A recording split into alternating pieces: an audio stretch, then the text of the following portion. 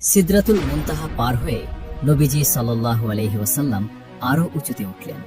এমন এক স্তরে পৌঁছালেন যেখান থেকে তিনি কলমের খসখস আওয়াজ শুনতে পাচ্ছিলেন, অর্থাৎ ফেরেশতারা যেখানে মানুষের তাকদীর লিখছেন। তারপর এলো সেই চূড়ান্ত মুহূর্ত, কাবে কাউসাইন, অর্থাৎ দুই ধনুক বা তার চেয়েও কম দূরত্বের নৈকট্য। মাঝখানে আর কোনো পর্দা রইল না, কোনো মাধ্যম রইল না। আল্লাহ তাআলা এবং তার প্রিয় হাবিবের মধ্যে সরাসরি কথোপকথন হল। কল্পনা করুন সেই মুহূর্তটি। মহাবিশ্বের স্রষ্টা তার প্রিয় সৃষ্টিকে কাছে পেয়েছেন। দুনিয়ার মানুষ যখন ঘুমে অচেতন, তখন আরশের মালিক তার হাবিবের সাথে কথা বলছেন। এই সাক্ষাতের সময় নবীজি সাল্লাল্লাহু আলাইহি ওয়াসাল্লামের আদব বা শিষ্টাচার কেমন ছিল? আল্লাহ তাআলা কোরআনে সেই সাক্ষী দিয়ে বলছেন, মা জাগাল বাসারু ওয়া মা তাগা, অর্থাৎ তার দৃষ্টি বিভ্রম হয়নি এবং তিনি সীমানাও লঙ্ঘন করেননি। সূরা আন-নজম। নবীজি সাল্লাল্লাহু আলাইহি ওয়াসাল্লাম ডানে বামে তাকাননি, তিনি ভয়ে কম্পিত হননি, আবার ঔদ্ধত্য দেখাননি। তিনি ছিলেন বিনয়ের অবতার। এই সাক্ষাতের সময় আল্লাহ তাআলা নবীজিকে 3টি বিশেষ উপহার দিলেন। 1. সূরা বাকারার শেষ 2 আয়াত। 2.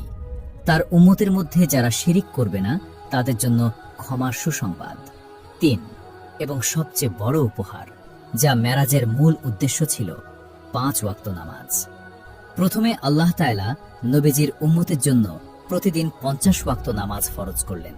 চিন্তা করুন, দিনে 24 ঘন্টা, তার মধ্যে 50 বার নামাজ, অর্থাৎ প্রতি আধা ঘন্টায় একবার নামাজ। নবীজি সাল্লাল্লাহু আলাইহি ওয়াসাল্লাম আল্লাহর আদেশ শিরোধার্য করে ফিরে আসছিলেন।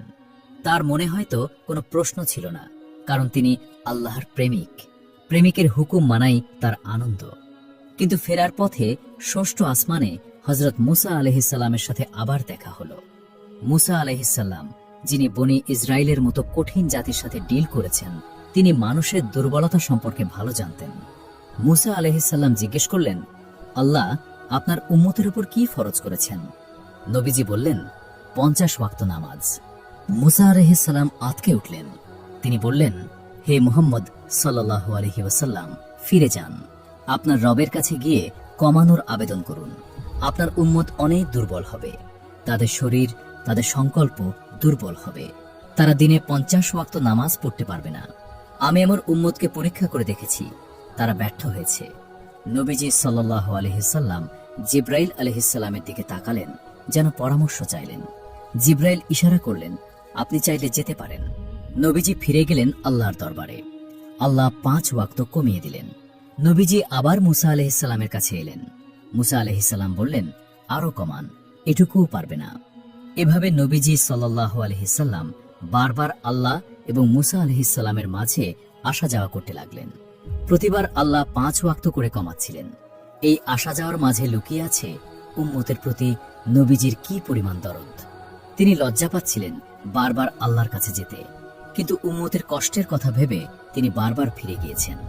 অবশেষে নামাজ যখন কমে 5 ওয়াক্তে এসে দাঁড়ালো, তখন মুসা আলাইহিস সালাম আবারও বললেন, হে মুহাম্মদ সাল্লাল্লাহু আলাইহি সাল্লাম, আমি বনি ইসরায়েলকে দেখেছি, তারা এটুকুও ঠিকমতো আদায় করবে না, আপনি আরো কমানোর আবেদন করুন। কিন্তু এবার নবীজি সাল্লাল্লাহু আলাইহি সাল্লাম থামলেন। তার চেহারা লজ্জায় অবনত হল। তিনি বললেন, হে মুসা, আমি আমার রবের কাছে এতবার গিয়েছি যে এখন আমি লজ্জিত বোধ করছি, আমি আর যেতে পারবো না। আমি এই 5 ওয়াক্তের উপরই সন্তুষ্ট হলাম এবং মেনে নিলাম। ঠিক তখনই আসমান থেকে আল্লাহর পক্ষ থেকে এক গায়েবী আওয়াজ ভেসে এলো, আমি আমার ফরজ ধার্য করলাম এবং আমার বান্দাদের উপর থেকে বোঝা হালকা করে দিলাম। যারা এই 5 ওয়াক্ত নামাজ পড়বে, আমি দয়া করে তাদের আমলনামায় 50 ওয়াক্তের সওয়াব লিখে দেব। সুবহানাল্লাহ। ভাই ও বোনেরা, এই ঘটনাটি কোনো সাধারণ দরাদরি ছিল না, এটি ছিল আল্লাহর রহমতের এক মহিমান্বিত প্রকাশ। আল্লাহ জানতেন মানুষ দুর্বল, কিন্তু তিনি চেয়েছিলেন তার হাবিব বারবার তার কাছে আসুক। আর আমরা পেলাম এক অমূল্য রত্ন, নামাজ। নামাজ কোনো বোঝা নয়, নামাজ হলো মেরাজের সেই উপহার যা মানুষকে দুনিয়ার মাটি থেকে আল্লাহর আরশের সাথে কানেক্ট করিয়ে দেয়। নবীজি সাল্লাল্লাহু আলাইহি ওয়াসাল্লাম মেরাজে গিয়ে আল্লাহর সাথে কথা বলেছেন। আর মুমিন বান্দা জায়নামাজে দাঁড়িয়ে আল্লাহর সাথে কথা বলে। এজন্যই বলা হয় আস-সালাতু মিরাজুল মুমিনিন, নামাজ হলো মুমিনের মেরাজ। কিন্তু মেরাজের এই যাত্রা কি শুধুই সুখের ছিল? ফিরে আসার পর মক্কার মানুষ কি এই ঘটনা বিশ্বাস করেছিল, নাকি নবীজিকে আবারও এক কঠিন পরীক্ষার মুখোমুখি হতে হয়েছিল? আর আবু বকর আলাইহিসসালাম কিভাবে পেলেন সিদ্দিক উপাধি? রাতের অন্ধকার কেটে ভোরের আলো ফুটতে শুরু করেছে। মক্কার ধুলিমলিন পথে তখনও জনকোলাহল শুরু হয়নি। সেই মহাজাগতিক ভ্রমণ শেষ করে নবীজি সাল্লাল্লাহু আলাইহি ওয়াসাল্লাম ফিরে এলেন তার নিজের ঘরে। শরীর হয়তো বিছানায়, কিন্তু তার রূহ তখনও আচ্ছন্ন হয়ে আছে আরশে আজিমের সেই নূরের স্মৃতিতে।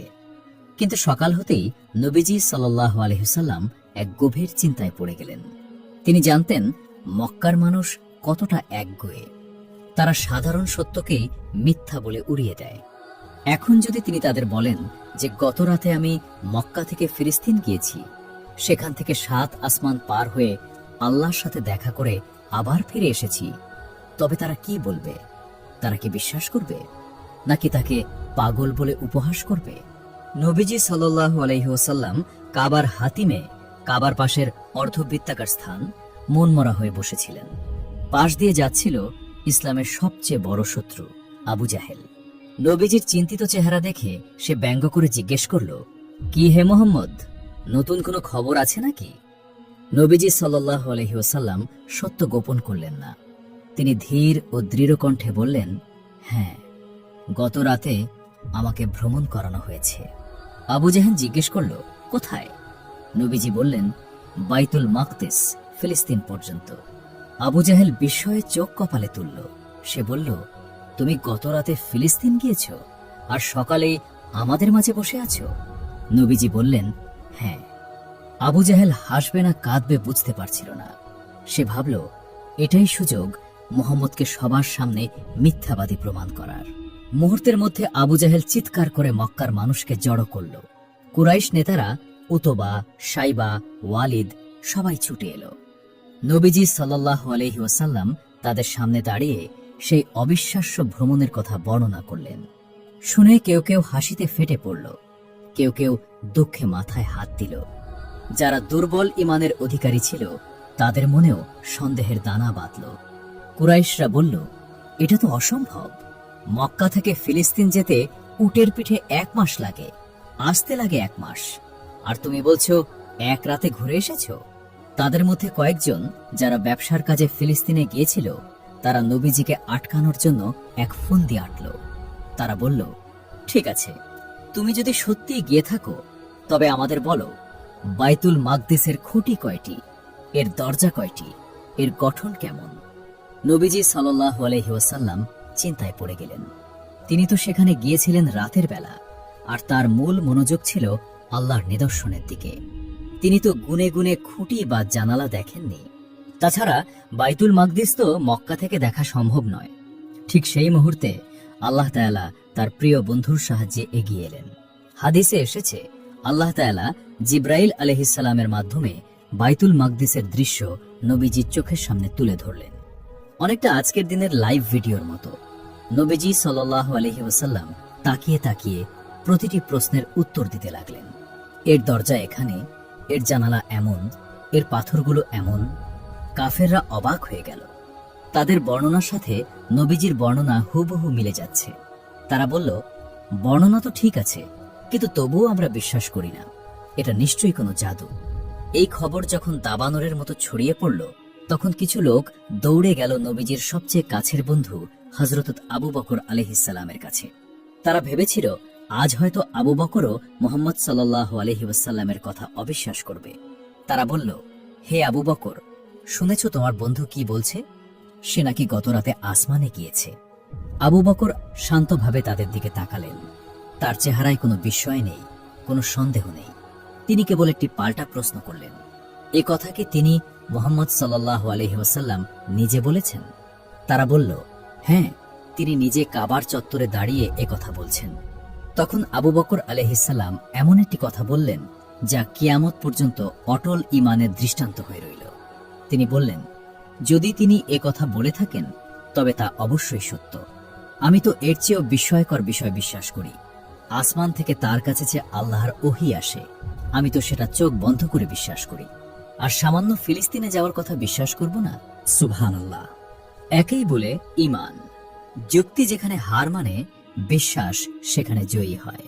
এই ঘটনার পর নবীজি সাল্লাল্লাহু আলাইহি ওয়াসাল্লাম খুশি হয়ে আবু বকরকে উপাধি দিলেন আস-সিদ্দিক বা পরম সত্যবাদী। মেরাজ মুমিন ও মুনাফিকের মধ্যে পার্থক্যকারী এক ছাঁকনি হয়ে দাঁড়ালো। প্রিয় দর্শক, ইসরা ও মেরাজের এই ঘটনা কেবল ইতিহাসের পাতায় লেখা কোনো গল্প নয়। আজ 1400 বছর পরেও এই ঘটনা আমাদের জীবনের সাথে ওতপ্রোতভাবে জড়িয়ে আছে। আসুন দেখি এই মহাজাগতিক ভ্রমণ থেকে আমরা কি শিক্ষা নিতে পারি। 1. কষ্টের পরেই আসে স্বস্তি। আপনার জীবন কি কষ্টে ভরে গেছে? হতাশা বা ডিপ্রেশনে ভুগছেন? মনে রাখবেন, মেরাজ সংঘটিত হয়েছিল নবীজির জীবনের সবচেয়ে কষ্টের সময়ে। যখন দুনিয়ার সব দরজা বন্ধ হয়ে যায়, তখনই আল্লাহ আসমানের দরজা খুলে দেন। আল্লাহ আপনাকে ভাঙেন যাতে তিনি আপনাকে নতুন করে গড়তে পারেন। তাই ধৈর্য ধরুন, আল্লাহর সাহায্য খুব কাছেই। 2. সিদরাতুল মুনতাহা ও বিজ্ঞানের সীমা। আজকের বিজ্ঞান আমাদের অনেক কিছু দিয়েছে, কিন্তু সিদরাতুল মুনতাহা মনে করিয়ে দেয় মানুষের ক্ষমতার একটা সীমা আছে। আমরা অহংকার করতে পারি না। মহাবিশ্বের আসল নিয়ন্ত্রণ ল্যাবরেটরিতে নয়, বরং আরশে আজিমের মালিকের হাতে। এই বিশ্বাস আমাদের বিনয়ী করে। 3. নামাজের গুরুত্ব। মেরাজের সবচেয়ে বড় গিফট হলো নামাজ।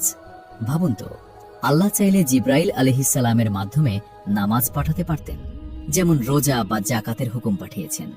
কিন্তু নামাজ এতই স্পেশাল যে আল্লাহ তার বন্ধুকে নিজের বাড়িতে দাওয়াত দিয়ে ডেকে এনে এই উপহার হাতে তুলে দিয়েছেন। আমরা কি সেই উপহারের মর্যাদা দিচ্ছি? আমরা কি নামাজের মাধ্যমে আল্লাহর সাথে কানেক্ট হচ্ছি, নাকি হেলায় খেলায় ওয়াক্ত পার করে দিচ্ছি? মনে রাখবেন, নামাজ হলো আল্লাহর সাথে আপনার প্রাইভেট মিটিং। আল্লাহ আমাদের সবাইকে মেরাজের শিক্ষা বুকে ধারণ করে 5 ওয়াক্ত নামাজের মাধ্যমে তার নৈকট্য হাসিল করার তৌফিক দান করুন। আমিন।